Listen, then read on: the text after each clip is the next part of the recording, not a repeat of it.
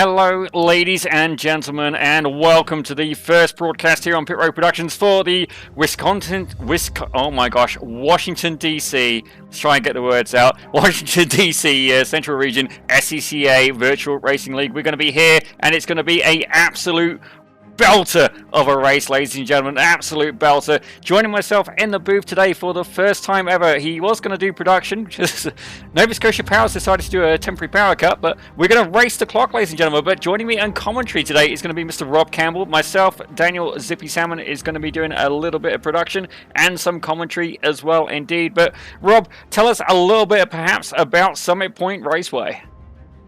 Thanks for welcoming me in, Zippy. Summit is pretty much a staple here on iRacing for the Rookie Series. And lo and behold, we're here in a new rookie car this season for iRacing in the BMW M2. So Summit is a track that most of our drivers are going to be real familiar with here tonight. So I'm looking forward to some real competitive racing, as all our drivers should have a real great understanding of the track, its nuances, where to make a move, where to hold off, and should be an interesting one here tonight.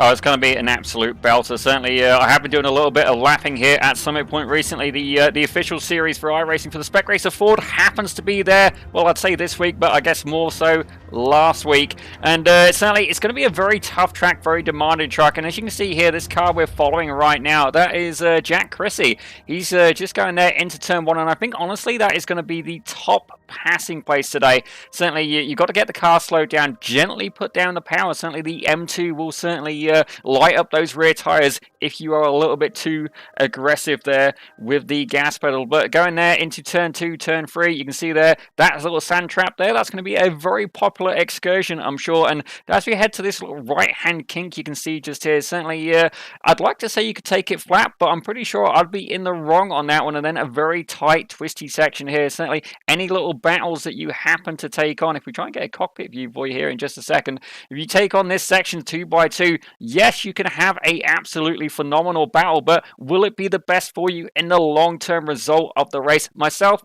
I'm not so sure. I think you'd lose a lot of speed to the car ahead. And have you got this little back straight here before they head down the start-finish? But I got to say, there's a couple of names in here that I certainly recognize, and this being one of them, DJ Alessandrini. He's not currently out on track, but certainly we've seen him elsewhere, a real SCCA racer himself, and certainly a very talented individual, showing us all that he's top of the food chain with 7,400 IR to boot as well. Absolutely incredible talent here at WDCR.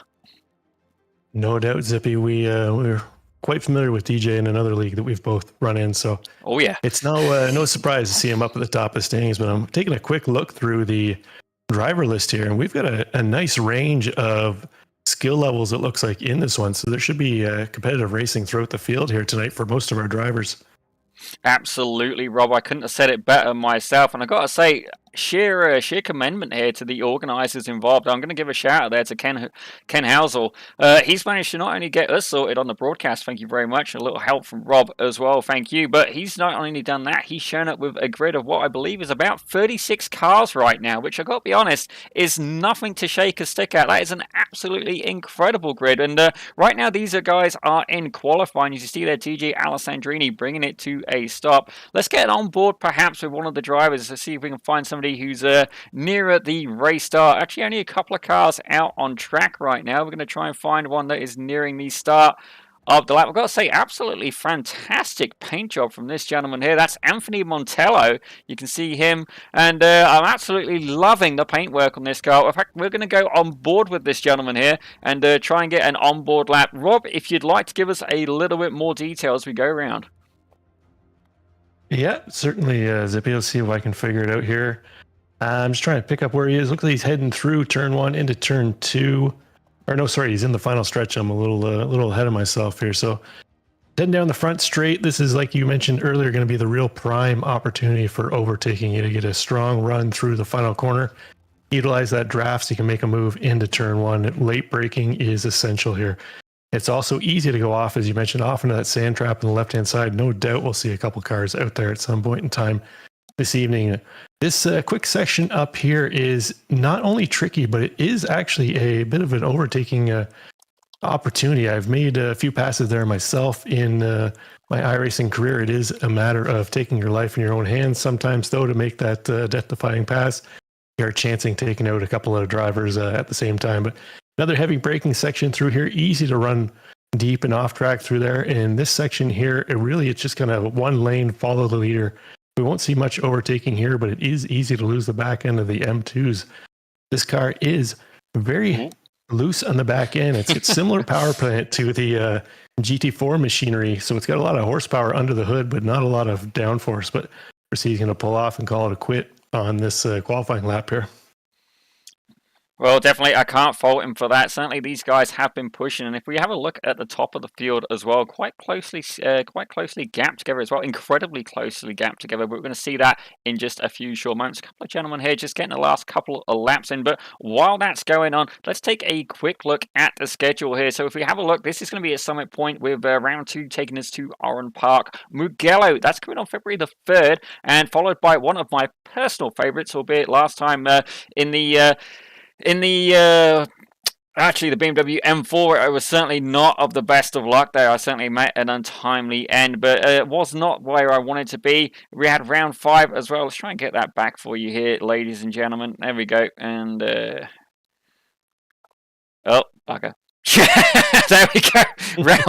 Round 5 is going to be Road America. Now, that's going to be a very, very fun track indeed, as we're going to head on there to round 6. Only a couple of little creature comforts to work out here in the production booth. We've got good ideas and maybe a couple of things we're going to learn during this show for some improvements. But there you go. Round 6 is going to take us to Mid-Ohio. Can't say that I'm too familiar with that track, or the one indeed for round 7 at Belle Isle. Rob, maybe that's going to be one a little bit more familiar with yourself. But the last 3, they are on the Zippy approved Princess track list. We got VIR, Sebring, and my personal favorite, Road Atlanta. Certainly, I love going over the top of the hill there, but you can see there a lot of these guys have brought the car in. They've got about 3 minutes left of qualifying.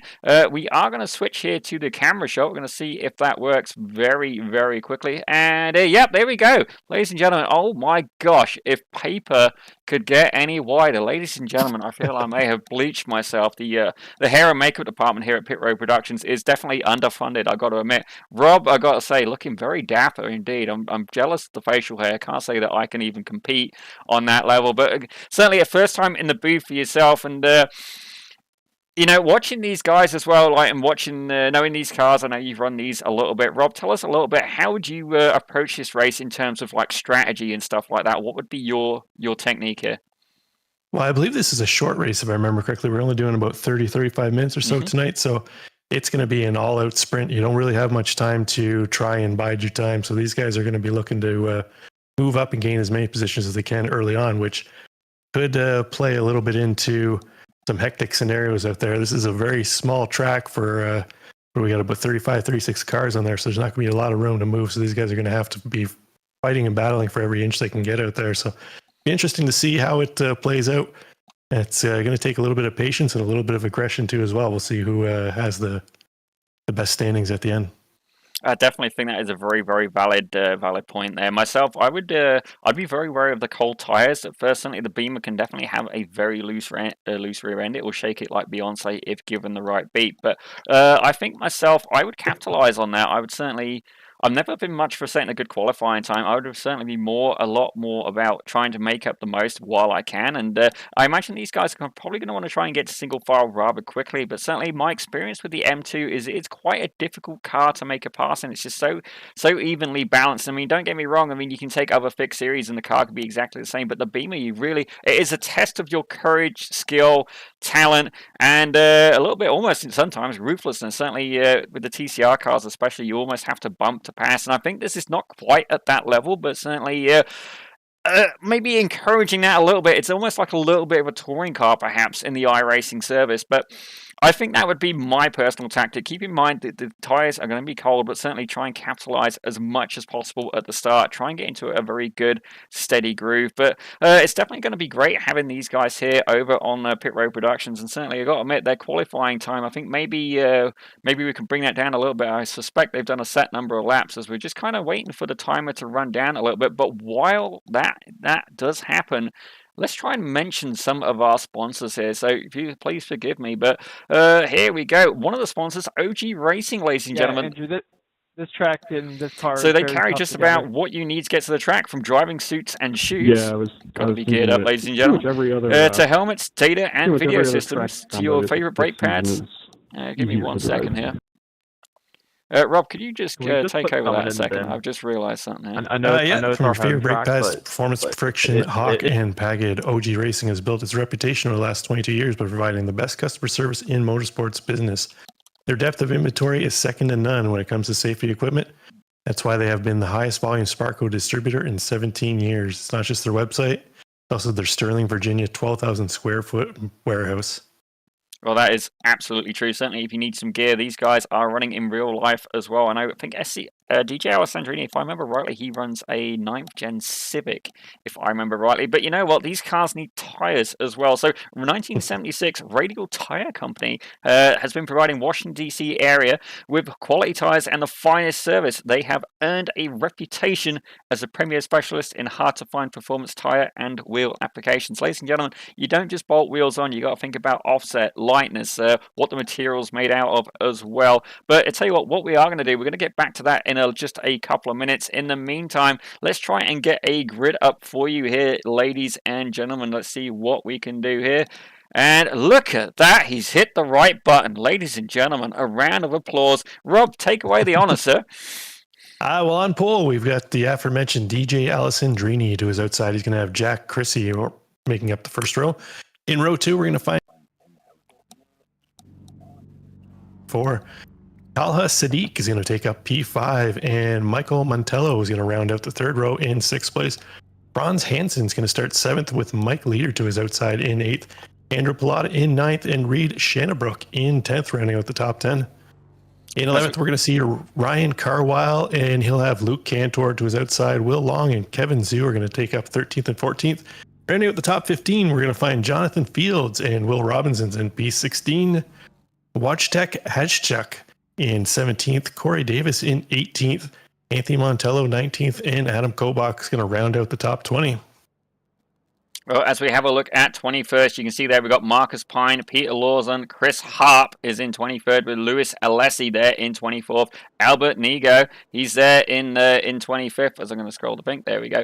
And as we have a look there at 27th, sorry, we got Nathan Brackman, Tom Radford joining him in 29th with Jim Huang in 30th, Carl Lorenzentia in 31st, with Cristobal Rodriguez in 32nd. Currently, these guys are just doing a pace lap, ladies and gentlemen. In 33rd, we got Jarrett Page. In 34th, Benjamin Foltz. And Travis Russell takes 35th with Mark Labox not taking to the grid. But ladies and gentlemen, here we go. We're going to get ready. These guys are just going there on that pace lap. You can see there, not only do we have a BMW M2 rocking the race series, but we also have the pace car, ladies and gentlemen. The latest pace car to join iRacing is indeed an M2, so certainly a very well OEM-supported series on this occasion.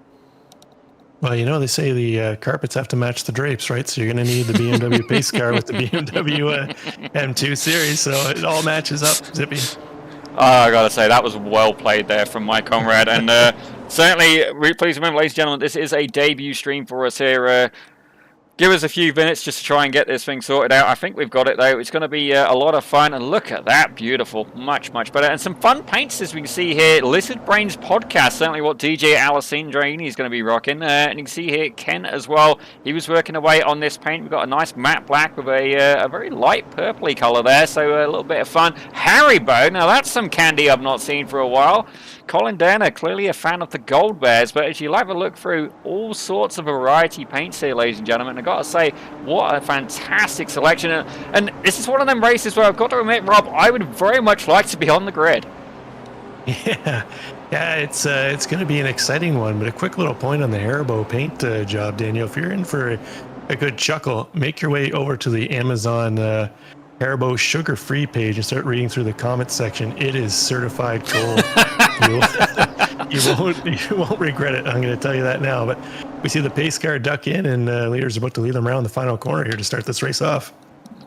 Well, it should be a absolute belter. Certainly, you've just reminded me of a Veet hair removal Amazon review, but we're going to get to that a bit later. You can already see a little bit of pushing and shoving going on there. These guys keen to make a little bit of dominance. And green, off they go. Did you see the door get closed there by Jack Chrissy as DJ Alessandrini absolutely puts his foot down to the metal, to the floor, and out the door. Ladies and gentlemen, he is heading there, turn one, in an absolutely massive grid as we look back, going down this track. Alessandrini leads. Ken Husel trying to make a move on the inside with Colin Denner pushed to the outside as we have a look back through the grids, and we got Spinner there who spun. I think it was maybe Luke Cantor, and more carnage there. You can see Luke Cantor. No, he's fine.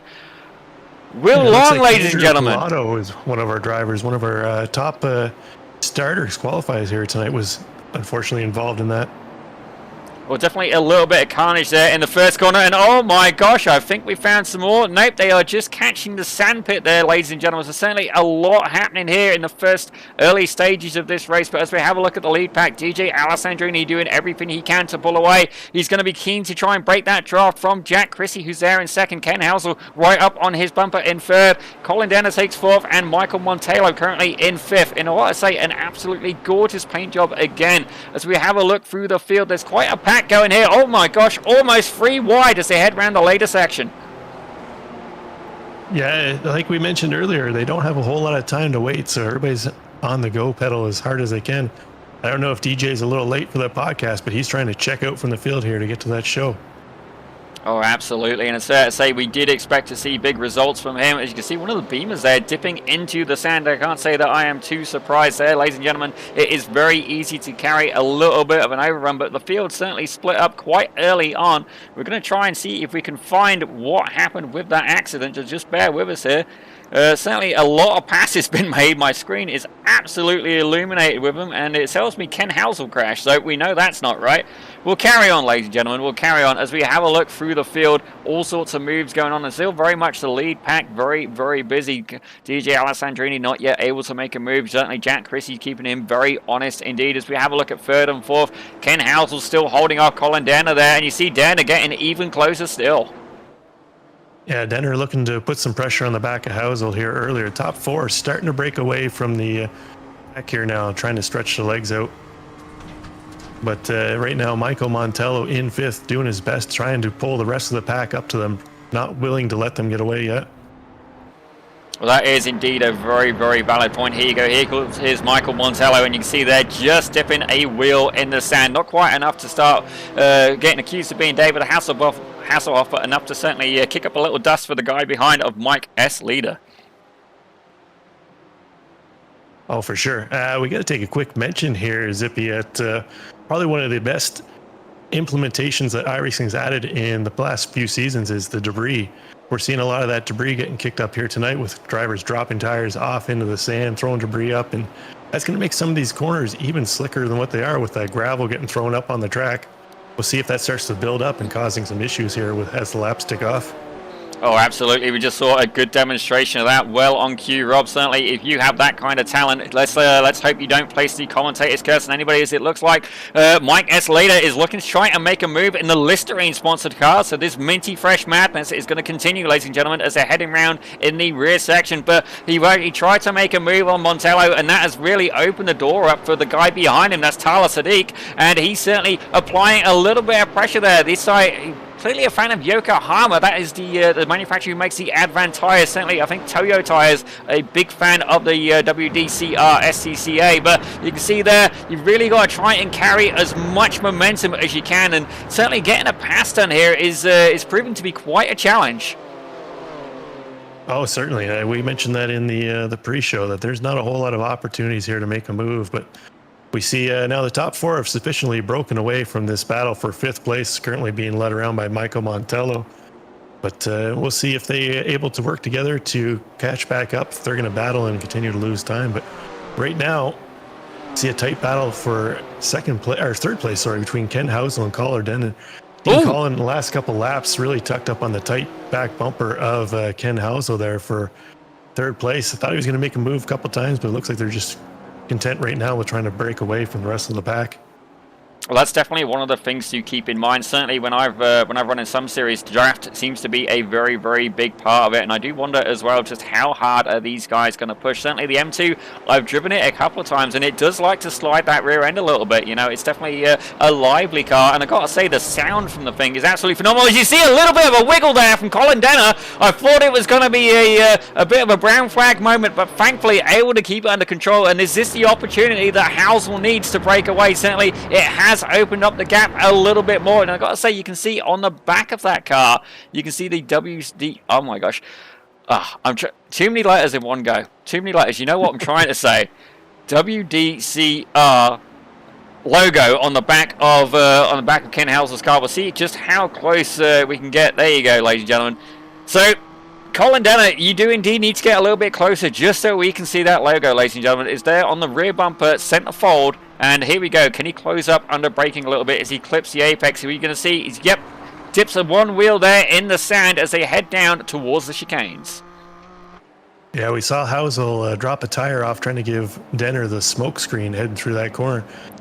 Trying to use any tactic he can to try and back Denner off the back bumper of him, but although they've kind of released a little bumper to bumper here, they're starting to pull back in. Jack Chrissy in second place. It looks like he's starting to close back in within grasp of Housel and Denner here, as Alessandrini still manages to lead the way out here. Although he hasn't broken away as much as he did the first couple laps, the gap's kind of holding steady out front. Certainly, Alessandrini is he's probably going to be a gentleman who honestly won't get that much screen time because he just tends to go out in front, do what he does, and you know, say thank you very much. As I see a lot of dust getting kicked up in the background. Certainly, these guys. I'm wondering if they are auditioning for the A team or potentially James Bond at this point, as the smoke screen is going high, albeit with the sandy variety. But you can see Ken Housel doing everything he can to try and close up. Colin Denner almost looked like he went a little bit deep there, missing the apex very slightly. But we are going to focus on some other battles as oh dear. I believe the front of that car is cosmetically challenged. Let's take a look. Oh, yeah. Oh, dear. So the front end of Ryan Carwile's car appears to have been remodeled very slightly, potentially on the back of one of his competitors.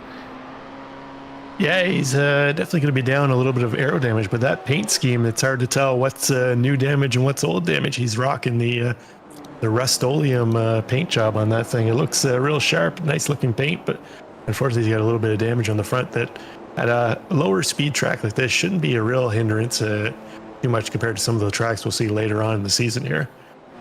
That's definitely a valid point. And anybody who is particularly fond of that paint job, if you'd like to get that in real life, just come to Nova Scotia. Half the vehicles are indeed rotting away. And that's when the power stays on, ladies and gentlemen. Well, I suppose it makes a difference whether the power's on or off. But certainly you need the lights on to be able to see them rust away, ladies and gentlemen. But certainly definitely a little bit cosmetically challenged. I've got to say a huge shout out to Will Robbins. That is an absolutely, for lack of better words, sick looking paint. Very OEM with a little bit of Valvoline spice thrown in there.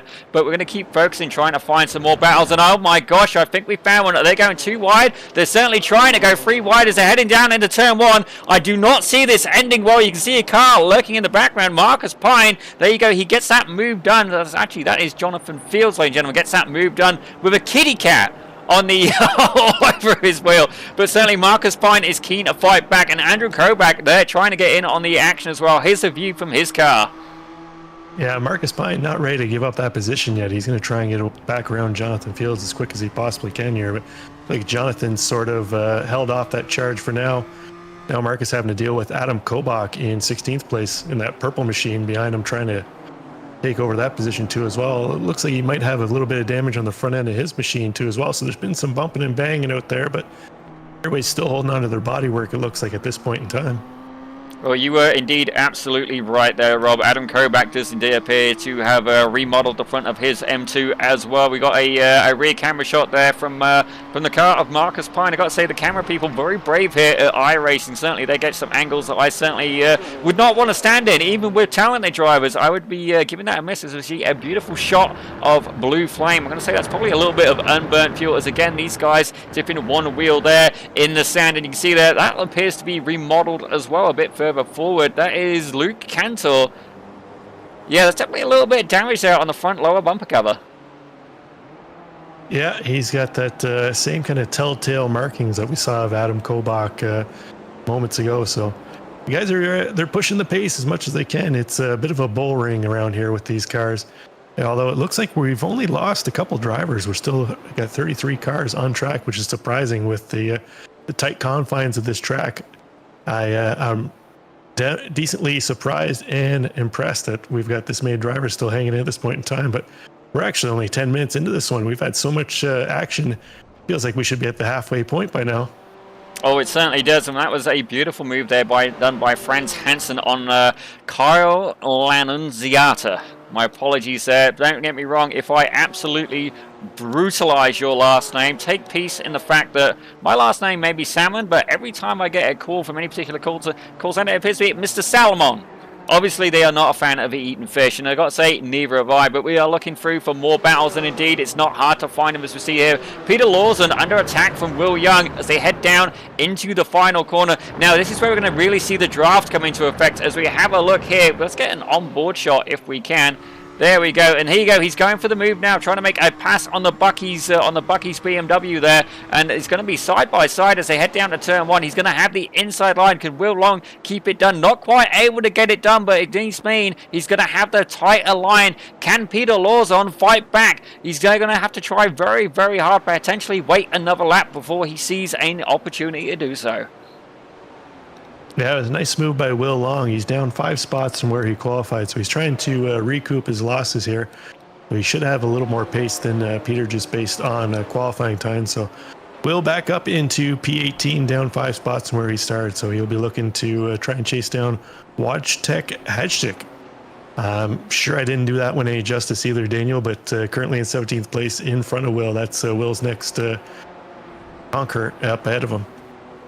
Well, certainly it's very much a longer race with 30 minutes to go, and certainly with these BMW M2s very much, they're usually in the officials, I believe it's a 15-minute race as well, so this is more of an endurance style one for them, and certainly, I gotta be honest, I would actually enjoy doing an endurance race in this, having just done the Daytona 24 hours. Certainly the Acura LMPH was a very, very different machine, but we've got more battles going on, and I do believe that Jack Chrissy, I thought he'd caught up to DJ Alessandrini, but no, I was wrong. Ladies and gentlemen, Ken Housel still absolutely going hard at him. You can see Colin Dennis dropped back a little bit there, and he's got a little bit of a gap before himself and Michael Montello, but certainly Jack Chrissy and Ken Housel absolutely fighting from start to finish.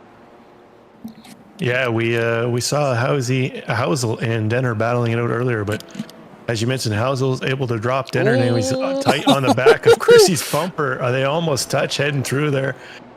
Chrissy able to hold him off now. It looks like Chrissy's fighting the back end of that car, seeing it slide and slide everywhere as it can go, as these M2s really don't have a whole lot of downforce. They're basically your run-of-the-mill street car with a spoiler and a little lower suspension on them. That's almost a showroom stock class here. So doing his best to hold on to the back end. We'll see if Housel gets a run into turn one here now as Chrissy's going defensive, trying to hold him off. Oh, it's definitely a smart move by Chrissy, and certainly Ken Housel, I do believe he drives in real life as well. I'm not sure if it's wheel-to-wheel. I do believe it's more on the autocross and time attack side, but certainly I'm going to have to follow up with that after the race. But you can see there applying all of the pressure, and certainly myself, again, never been one for doing quick lap times, but when, he's got the flash going in the braking zone, so certainly all the dirty tricks coming out now, and we're only 13 minutes into the race. Yeah, Housel trying to give him a little bit of the razzle-dazzle, trying to get him off his game, but Chrissy, the ever-vescent veteran, not falling for it. He's holding strong at this point. Oh, it's certainly a valiant effort. You can see there, this is the rear view camera shot from Jack Chrissy's car, the number 24. And Housel's definitely been keeping him honest this whole time, as I do believe Marcus Prine has had a crash. We're going to try and get a quick shot of that and find out exactly what happened.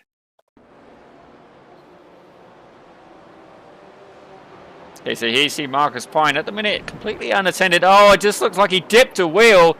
And I gotta say, he recovered that very, very well. No further incident, gets off the racing line.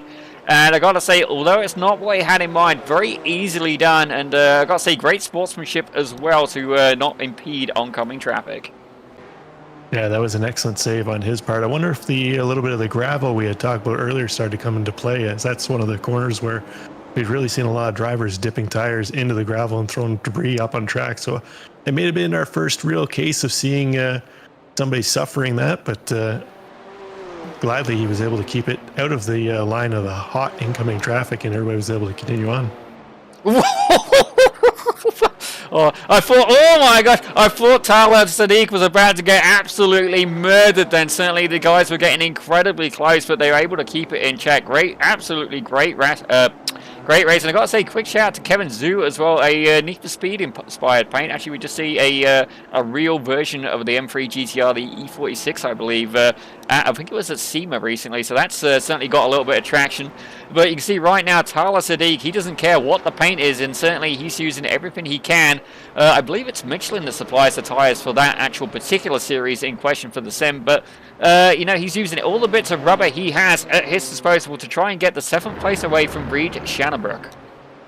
Yeah, no doubt. I'm not sure what the rally heritage is on BMW, but these guys are definitely trying to put some rally heritage into BMW's name here out here tonight, as they're using up every inch of the track they can, every tread, every little sipe on those tires, maximizing the traction they can. But I think Talha Sadiq really trying to put some pressure on Reed Shannonbrook. He really wants to take over that 7-spot position that currently Reed Shannonbrook's holding down.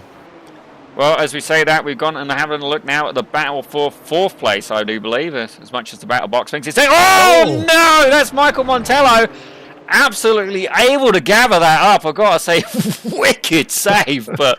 I thought that was going to end in an absolute disaster. I do wonder if a little bit of that debris, as you were saying, Rob, has come into play. So, ladies and gentlemen, if you feel that you've been spun by my co-commentator here, Rob Campbell, please write and complain to the email address I will not disclose, because honestly, it's just good, clean racing. But what an absolute save there from the number 65. As you see, these guys almost going 3 wide for a good portion of the course there. Let's see if they can keep up this action. Certainly a lot of fun here at Pit Road Productions.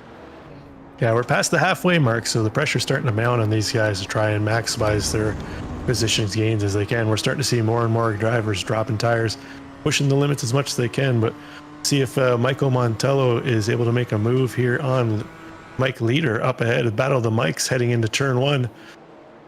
The Lazy Rocket Machine looking to the inside, the Listerine Machine. He's going to make that move now. We'll see if he's able to hold on to it. I do almost feel that there has to be some kind of dentist in racing joke at this point, but you know what? I don't mind it. I don't care what you do for a profession, as long as you're racing. You're getting a bit of approval from me. Certainly, as we see there, Colin Denner looking to use the Austin Powers approach, perhaps, and send out a bit of a smoke screen. But we're going to keep the camera back on Michael Montello there, as he is under a pressure from the 53 car of Mike S. Lee. I don't know why I keep pronouncing his middle initial. I'm going to have to delete the S part in the driver overrides, but. It adds a little bit of class, which for me is... He's in the Listerine Machine. Maybe he is a dentist. That's his official dentist name. Clean Racing and Clean Teeth, or Michael S. Leader's ball of wax.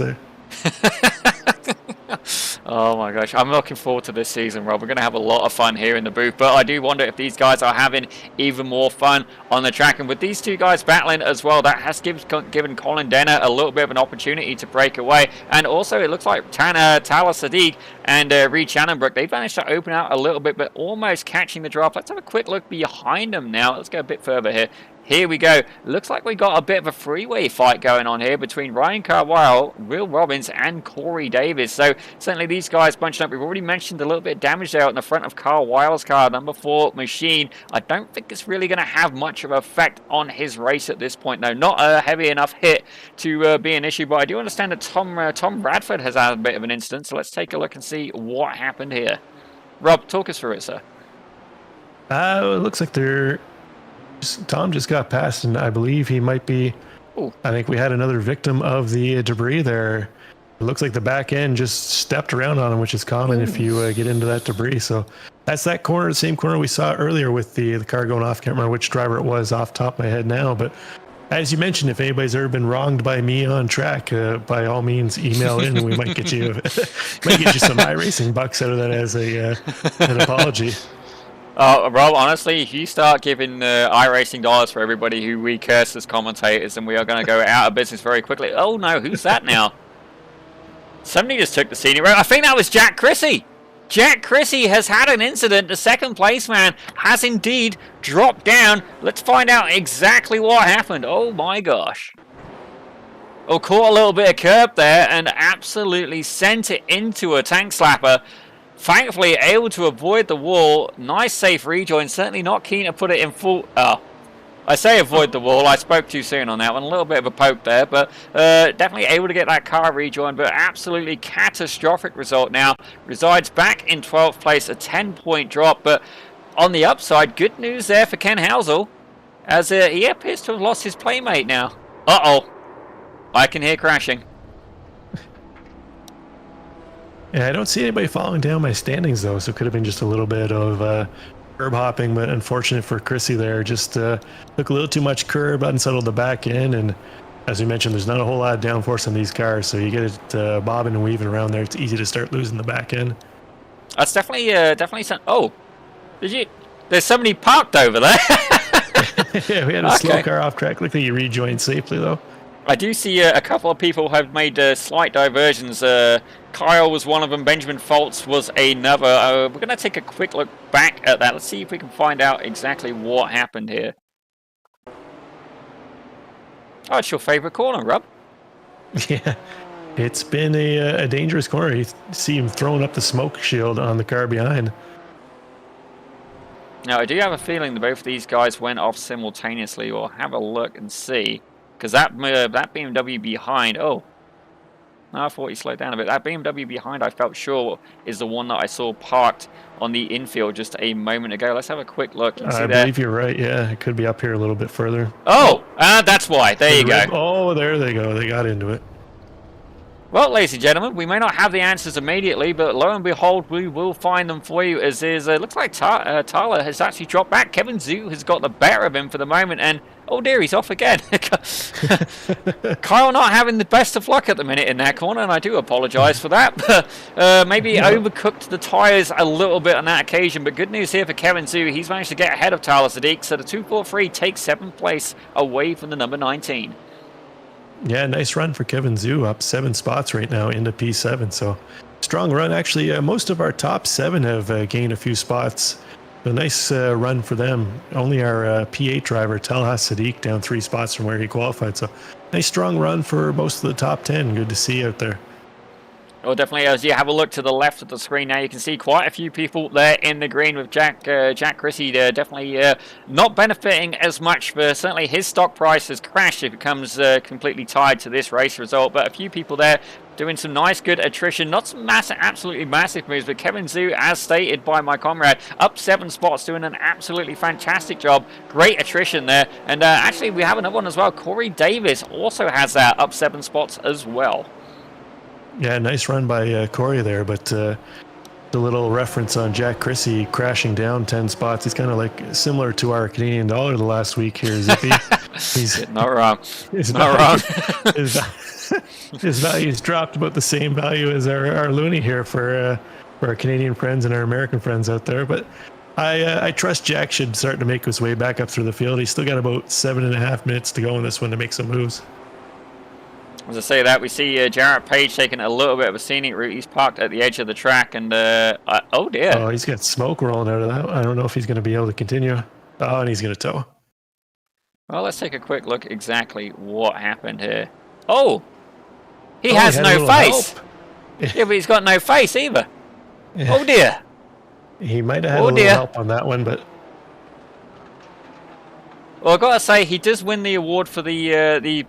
Yeah, that's fair. I would move that out of the way as well. He does win the award for the most pooched car of the season so far, so definitely not what he was looking for. Let's take a quick check-in here with our race leader, though, DJ Alessandrini. Yeah, again, I will say you might get this reference wrong. I believe he's driving with both hands today rather than his left hand and his right hand independently. I don't know if he was there for that one, but certainly we did see one race where DJ Alessandrini was racing 2 cars at once. So I'd be very curious how he managed that, and not only that, was successful. Had 1 race win, and I think 7th was the other result. So I'm very curious there. Maybe the word Smurf account may come into play, but certainly this one appears to be doing rather well. Papa Smurf at the wheel on this occasion. And definitely, he's led this one pole to pole at this point in time, and doesn't look like he's going to relinquish that anytime soon with 3.6 gap over 2nd place. Well, I do wonder, just saying, I thought I saw a little bit of rain, but I think that was perhaps a little bit of error on my side. But just in the meantime, let's take a quick peek at the weather now. Oh dear, Rob, am I seeing rain on that screen? A little bit, but I think we're going to get to the end of the race before that starts to arrive here. Well, ladies and gentlemen, if you thought it was hard to put the power down in the dry, just wait until we get a little bit of moisture. Should we be blessed with such an occurrence? Certainly myself. Initially, I wasn't a big fan of rain in iRacing, but certainly during Daytona 24 hour. Oh dear, during Daytona 24 hour, it was actually a little bit of a redemption period for us. As you can see there, Kevin Zoo was dipping a little bit of a wheel there. As we're going to have a look around and see Will Robbins having a bit of a battle as well. Yeah, I was just having a look at this battle before you clicked over onto it. Will Robbins, Ryan Carwell, Corey Davis, and I believe Jack Chrissy is just up on the tail end of this one, trying to make his way back up. But these 4 or 5 guys battling it out right now. I believe it's for P8 with about 4.5 minutes to go in this one, if I'm correct with the timing. So it's really getting down to the nitty gritty. Everybody trying to pick off that last position they possibly can here before we get to the checkered flag. Well, certainly, I got to admit, I would really like to see these guys race in the rain as well. The new computer can take the absolute punishment, but you can see here the Valvoline BMW of Will Robbins is very much in that draft, looking to make a move as he's going to try and head it down on the outside to turn 1. You can see another car ahead. These guys closing in quite quickly now. Now, if he wants that position, he's going to have to go the long way around. And you can see there, it looked like Will Robbins tried to poke it up on the inside. Sorry, Corey Davis, apologies, tried to poke it up on the inside. And it looks like the car in the it almost looks like an Apple style livery there, looking to try and get out of the way. Let's try and see who that is. A second. Yeah, it's a lap car trying to get out of the way there. Yeah, that is Travis Hall trying to get out of the way there. Fair play to them, but you can see these guys, it's going to be a freeway fight until the very end, and you can see a lot of sliding there. We're going to go on board with Corey Davis and just see what kind of view he's got from his BMW. Yeah, we're looking at the windshield of Corey here at Will Robbins and Ryan Carwell up ahead. They've got Jack Chrissy, as we mentioned, our former P2 position holder, dropped down to P12. He would like to pick off these 4 cars for the end of the lap here, but so you can see here, this is going to be a very, very crucial corner. Don't get me wrong, you want to carry as much speed as you can, but certainly if you get a bad exit, it will compromise you the whole way down. You can see Will Robbins yet again in the draft, Ryan Carwile on the defensive, and is Corey Davis going to be able to slipstream them both and potentially slingshot past the pair of them? Certainly these guys are shutting the door, making themselves as wide as possible. Carwile is on the inside. Will Robbins has to take the long way around, and again we see Corey Davis trying to sneak it up on the inside. You can see there Will Robbins not quite able to get the position done on Carwile, but able to defend from Corey Davis in 17. Oh, sorry, car 17. Yeah, if Robbins might have been able to keep up with the quarter panel of Carwile up ahead, he would have had the inside for the next corner. Just couldn't quite keep that overlap and almost succumbed to Corey Davis losing that position. Corey ready to pounce if something happens between these 2 cars ahead, but he's also got to be leery of the car behind him. But Ryan Carwile doing everything he can, trying to keep that Rust-Oleum machine out front of this pack here. Well, I gotta say, Carwile, at this point, you're going to be driving the Nova Scotian car as far as I'm concerned, and I appreciate you representing, albeit we don't believe I've ever spoke, but look at the gap this time round. The time is ticking down, and Will Robbins is keen to try and make that move. That BMW getting even closer there, even though it is halos in the head silence. I do believe it may be seeing red. The gap even closer now. This time round, 0.14 of a second. Is he going to be able to get it done this time? He's certainly a lot closer. And look, Jack Chrissy as well trying to make a move on Corey Davis. We're going to have 2 fights going on in turn 1. Davis, he's going to make a move on the inside again, and they've been collected. Not quite enough real estate, as you can see there. Corey Davis is up on the inside. Will Robbins is over there as well. And from hero to zero, that is not what they wanted to have happen. Ryan Carwile absolutely counting his lucky stars at this point. And Jonathan Fields feeling very happy with this, as is Adam Kobach, Will Long. And those guys all picking up an extra position as well. Definitely not what they had in mind. A very much a racing incident as far as I'm concerned, but what an absolutely fantastic freeway battle there. Yeah, for sure. It was inevitable. There wasn't much really that anybody could have did on that one, as Will Robbins was trying to make a move around the outside, but in doing so, he left the door open for Corey Davis to try and make a move in there. But unfortunately, as he pulled over, Jack Chrissy was there as well, and 3 went in. None of them came out, unfortunately. Well, it definitely wasn't the result they were looking for, but I probably would have gone for it as well. Certainly, he thought he had the space, and I could understand. I would have definitely gone for it as well. But as we have a look now, we found another battle, ladies and gentlemen. Yet again, Corey Davis and Jack Chrissy. Obviously, these guys very keen to get in on the screen time. Will Robbins looking to try and, photobomb it at this point as well. But you can see there, Andrew Pallotta going for a move on the inside, and he has indeed got the inside. Jack Chrissy's going to be in it for a front row seat yet again. And yep, there you go. This time, he's the one making the move up on the inside in turn 1. Yeah, it worked out a lot better that time. I would say earlier it was suboptimal. That one was definitely an optimal corner for all 3 drivers. Well, what we have learned indeed here is that turn 1 can give and take it away, as this time Corey Robbins not out. Corey Robbins? Oh, I blended the two, bro. Corey Davis loses a position to Jack Chrissy, and now under attack from Will Robbins. But is Chrissy going to be able to make it past Andrew Pallotta? The checkered flag has indeed gone. I do apologize. We're having so much fun. DJ Alessandrini takes her in. Ken Housel, he's running there in second.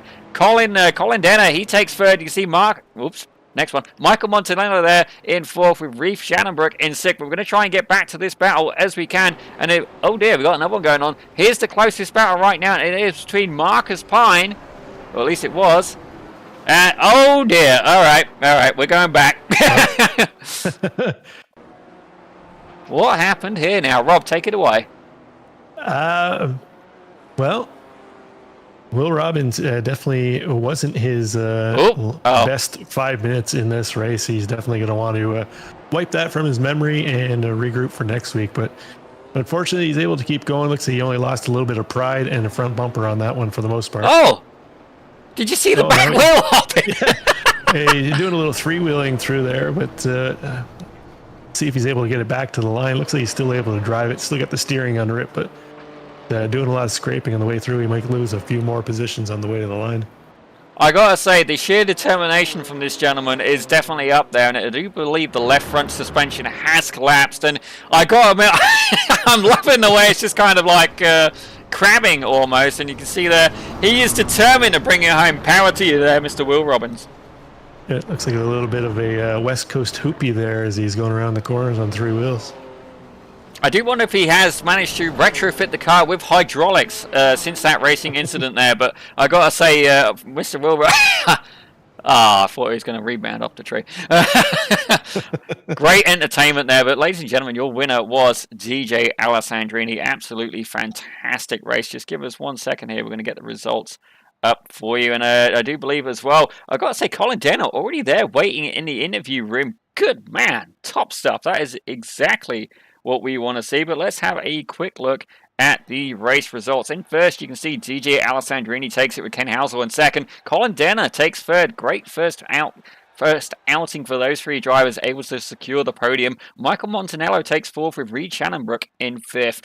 Mike Leader takes 6th with Kevin Zhu in 7th. Tyler Sadiq in 8th. Brian Carwile in 9th. He was the one who emerged lucky from that 3-4-way incident there. And Jonathan Fields takes 10th. Yeah, and we see Adam Kobach is going to come home in 11th. Will Long in 12th. Andrew Pallotta is going to take up P13.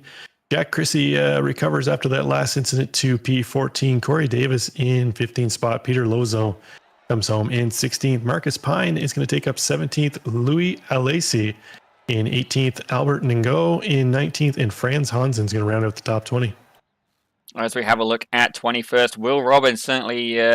I don't know if we have quite got an award for him yet, but we will think of one. Certainly, we'll think of something fun off the air. We'll think of something fun to call the sheer determination and willpower to get that car home. We'll think of something.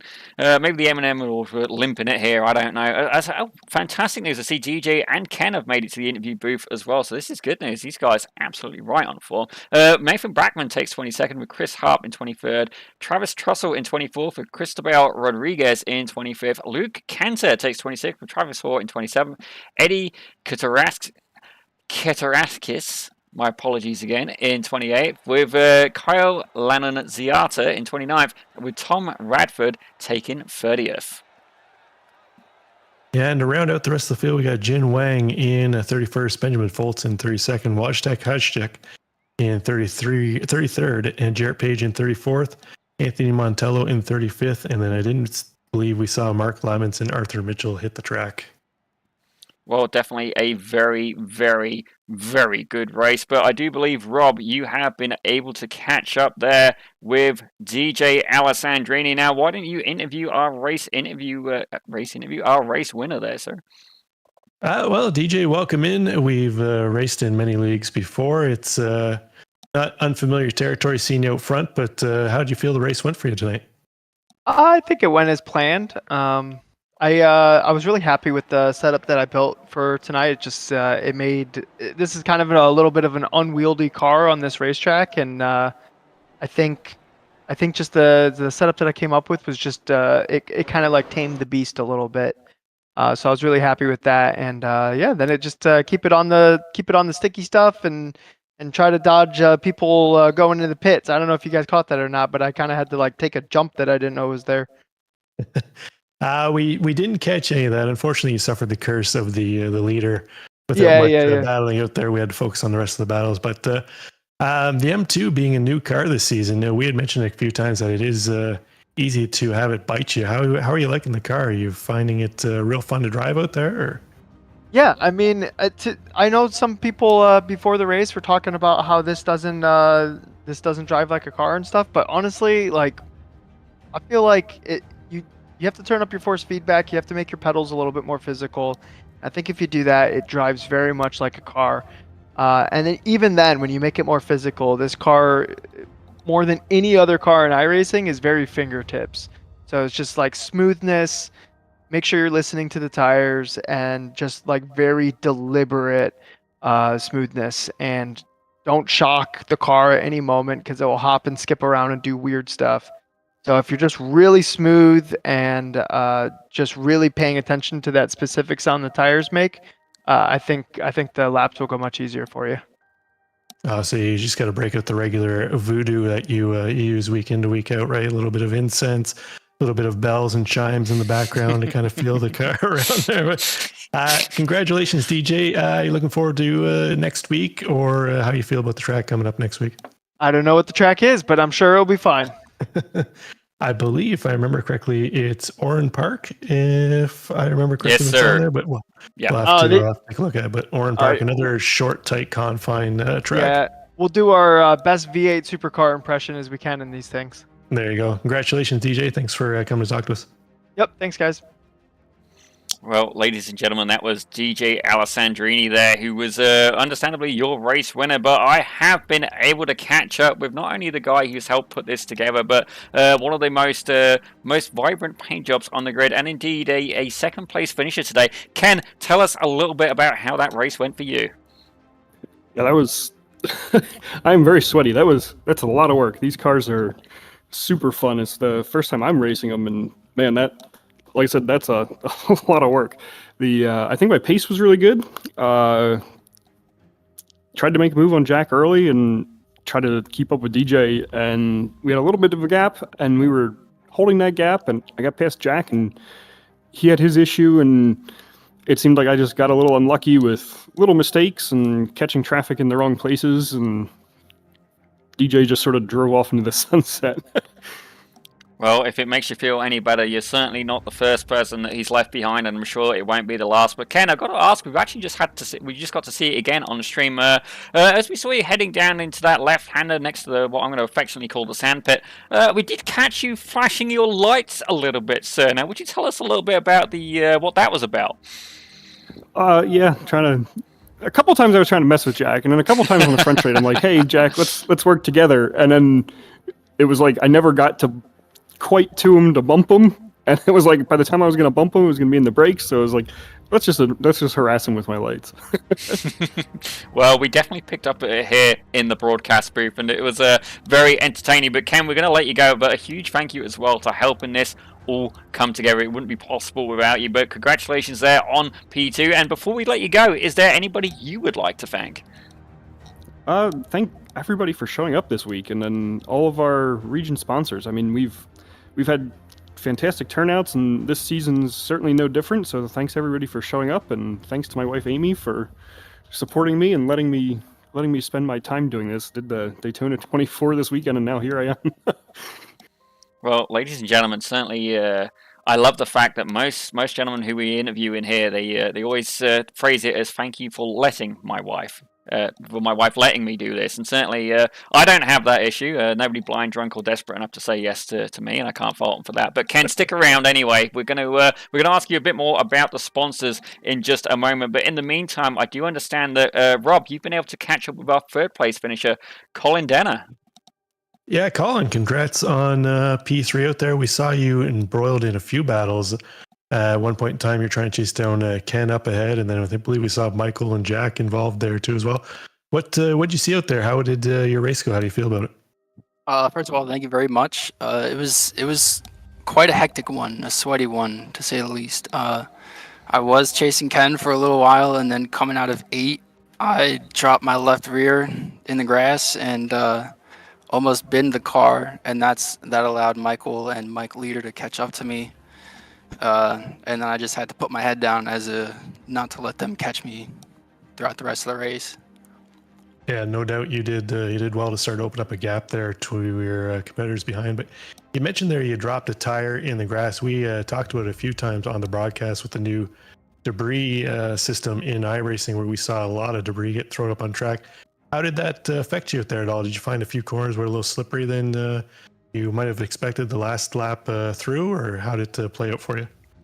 Definitely coming out of 3 and maybe coming out of 5, there was a lot of debris, but I don't know if it really affected how I was driving specifically, because the marbles were offline. So if you just stayed online and hit your braking points, it was relatively easy to avoid all the debris picking up. But definitely if you missed your braking point or overdrove the car a little bit, it would affect you a lot.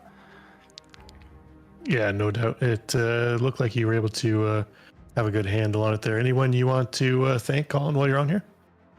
Definitely my family. They were super excited to watch this race, and I'm super thankful that they're able to. And my girlfriend at home, thank you for watching. And my buddy who wasn't able to make this race, he's moving to Germany in a month now. Thank you for watching. Thank you guys for broadcasting this race. I can't wait to watch it.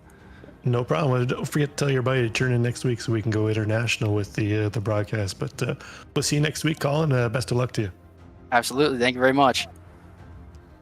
Well, ladies and gentlemen, that was Colin Denner, and I've got to say, it's absolutely fantastic to see. Not only did all you guys come in for an interview, but they were great interviews as well. But Ken, we did manage to mention some of our sponsors here a little bit ago. We're going to try and get the rest of them, and we want to get your kind of personal touch on it as well, just to really, put you on the spot, as it were. But we were partway through Radio Tire, and we got to give a huge thanks to them as well, because let me see here. They stock tires from all of the top manufacturers for whatever you drive, from small economy cars to SUVs and trucks. Their mission is to assist you in getting the most out of your tires and car. Now, Rob, I believe you could tell us a little bit about RP Performance as well. I certainly can. RP Performance is actually located right in the heart of where we were racing tonight, just outside Summit Point's Gasoline Alley. RP is the only premier race car shop that specializes in both street and track Mazdas. I know I have some buddies who have shopped there as well. They're big into the Spec Miata series, so RP has done them well in the past. So RP is also known for its its help in all attitude and works of getting cars back on the track for a positive experience at Summit Point events. So they're real embroiled in the Summit Point culture. They've been around for 30 years, growing many wins and championships in the various classes with drivers of all ages and ranges. So RP Performance, if you're looking for any kind of real Mazda Pacific or Summit Point based help. Well, that is absolutely fantastic as well to have the support of people involved in such an industry. But actually, speaking of which, one more sponsor as well is Belmont Classic Cars. Now, I did take a look at their website earlier, but it is a family-owned classic and collector car dealership in Eastern Ohio, mainly specializing in 60s and 70s American muscle cars. So in other words, the good stuff, ladies and gentlemen. And I got to say, I did see a Mustang on there that I was rather fond of. They had a 3-speed manual and I believe an automatic as well. So go check that out if you're in the mood for a car. And if if you're not, take a look anyway. Ladies and gentlemen, it's not just Facebook Marketplace that us guys enjoy browsing while we're indisposed. We also enjoy shopping for cars. So if you're ever unsure what to get, a Mustang is always a great present. But they do that as well. They take pride in taking you back to a simpler time with iconic classic rides. Started in 2017 and sold cars across the USA and globally. So in other words, I don't mind where you are, you can buy from these guys. They never sell anything that they wouldn't want in their own collection, and the owners, Andy and Dana Mistak, come by the love of cars naturally, both their fathers being avid car enthusiasts. Well, that is exactly what you want, ladies and gentlemen. But Ken, is there anything you'd like to add on to that in terms of sponsors, in terms of, you know, the broadcast, the racing? This is your moment to really, you know, get it off your chest, sir. Yeah, thank you guys for joining us this season, and like I said, in our drivers meeting, really looking forward to watching the broadcast while I'll sit down and eat lunch tomorrow. And like I said earlier, big thanks to all the region sponsors. You guys did a great job listing them off there, and OG Racing, Radial Tire, RP, and Belmont, all fantastic. And I've had direct experience with everybody but Belmont, just because, you know, I don't have the money for buying a classic car, but they sure are pretty. Yeah, and thanks again to all the drivers that came out this week, and really looking forward to the rest of the season. I know this is our home track, but I know it's also fairly dated in iRacing, so wish they'd update it, but here we are, and looking forward to the rest of the season with all the more modern, updated content, and cars seem to race better there. This week, track was really narrow, and the only way to make passes really was wait for mistakes. Well, that's certainly thanks everybody for tuning in too. Well, ladies and gentlemen, that was Ken Housel, and I've got to say some very valid points made indeed. And certainly, while it may not be time for you to get a vintage muscle car yet, there is a beautiful thing. It's called retirement, Ken, and at that point, you sell the house, give up on, you know, thinking about the next 30 years, and just enjoy being around. And that is a perfect time for a muscle car, if not a midlife crisis. Also works as well. Certainly you will get encouragement here from myself at Pit Road Productions. But ladies and gentlemen, my name has and always will be, I guess, Daniel Zippy Salmon, and joining me in the booth today was Rob Campbell, who we don't actually have a nickname for yet. So there's some food and thought. But a quick closing message as well. As you guys watch the broadcast, if you see any particular bits that you really enjoy, by all means clip it and then send the clips over to me. You can reach me on Discord. You can just email pitroadproductionsinc@gmail.com. I want to see the bits that you thought were the best bits of action, because then from there, we can then use them in future bits. And, you know, you never know, you might see your pass being in like future promotional materials. But again, let's try and close this out. My name is Daniel Zippy Salmon. Joining me in the booth today was Rob Campbell. And yeah, we actually got to get this closed up because Nova Scotia Power is going to have a power outage in about 8 minutes. So yeah, let's wrap this up. We're going to see you next time. It's going to be at Oran Park. It's going to be a week from today. But thank you very much for tuning in, and we will catch you next time here on Pit Road Productions.